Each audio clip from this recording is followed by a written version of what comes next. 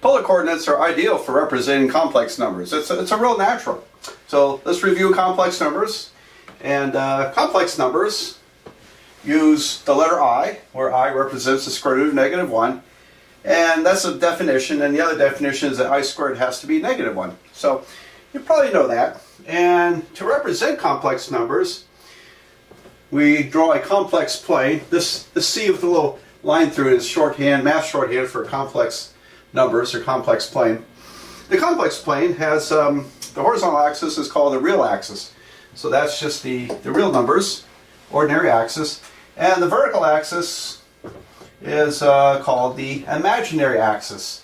And here we go up with the I, 2i, 3i, and so forth.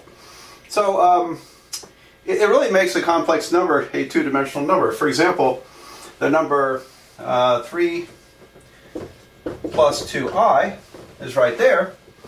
And you can only represent it in two dimensions. You can't draw a single scale that would represent complex numbers. Okay, so with two dimensions becomes, now you have angles, you have trigonometry. And now we call that distance the absolute value of the complex number. And so the absolute value of 3 plus 2i would be the same as r in polar coordinates. Square root of 3 squared plus 2 squared, which is what? 13. Square root of 13. So 3 plus 2i is the square root of 13 units away from the origin. Interesting thing about complex numbers, not only two-dimensional, there's no real clear way to define one being larger than the other. You could talk about a complex number being farther apart from the origin, but you can't say that any complex number, for example, this distance from the origin is larger than another. And but they're not equal. They have different angles. And speaking of angles, this angle theta would be inverse tangent of let's see, it'd be 2 over 3, right? 2/3. So 2 over 3. And what would that be? Inverse tangent of 2/3 is 33 point, let's call it 33.7 degrees. 33.7 degrees. All right. So there's a polar representation for complex numbers. And let me write that out in the standard long form. So for this problem, for this point, 3 plus 2i, or this number 3 plus 2i, we can represent it as the square root of 13 times the cosine of 33.7 degrees plus I times the square root of 13 times the sine of 33.7 degrees. Alright, so it's got a little cluttered here. Let me block that off. So here's the polar representation of this complex number, 3 plus 2i. And so I have r cosine theta, that's the horizontal x, I times y sine theta. Y sine theta is the vertical, the y value. And so there you have it. Now, that's a lot of writing, isn't it? So I like what the textbook I'm currently teaching out of, and not all textbooks do. No, I take that back. I don't think our textbook uses this, but there was one I taught out of once that used a wonderful abbreviation for this. And I like to use it when I show this because it saves us a lot of writing. And so I'm going to tend to write this rather than the official long form of the polar form of the complex number. Got all that? All right. I'm going to call this the square root of 13 CIS 33.7 degrees. Alright, so this CIS notation stands for cosine plus I sine.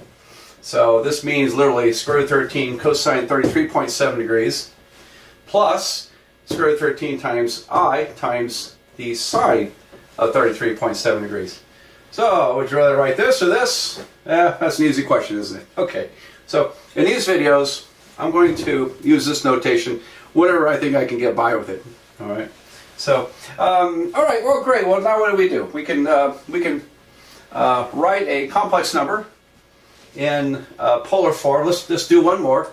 What is let's see, -4 plus 7i. What would that be? Well, the r would be the square root of 4 squared plus 7 squared.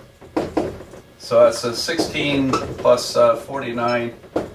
Square root of 65. All right, so and I know I didn't write -4 parentheses squared.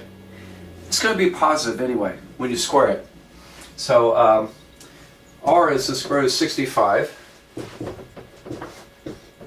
And then as for the angle, theta is the inverse tangent of, I'm calling it y over x because I'm acting if a complex number has the form x plus y times I or I times y. So inverse tangent of 7 divided by -4. And I can't ignore the negative in this that calculation. I need the negative sign. Alright, so inverse tangent of 7 divided by -4 is minus 60.3 degrees. Minus 60.3 degrees. Okay. So this would be, except that's not right, is it? Did you catch it? Because what quadrant is this? -4 plus 7i. That's in the second quadrant. And my calculator gave me fourth quadrant. So when you're, again, I keep reinforcing this because a lot of students forget to check this. But this is second quadrant, and inverse tangent only gives you first or fourth quadrant. So because of that, in this problem, we're going to need to add 180 to this. 180 degrees. So this would be, let's see, 119.7, right? Yeah. So that would be the correct angle. That puts you in the second quadrant. So -4 plus 7i would be the square root of 65 times CIS of 119.7 degrees. There we go. So there's the polar form. Well, that's great. Now what do we do? Well, there's a theorem. In the next video, I'm going to show you a wonderful theorem called Demas Theorem, which shows that what's happening when you multiply complex numbers together. And we're going to need to prove that, and then we'll expand that into roots and radicals. So here's where we're headed with this. We're going to be able to study complex numbers. We'll be able to take a complex number and raise it to a power. Without doing a lot of algebra, we can do trigonometry and calculate that. And we can also find like cube roots, fourth roots, fifth roots of complex numbers using trigonometry. So it's a very nice application here. All right, so let's go on to the next video.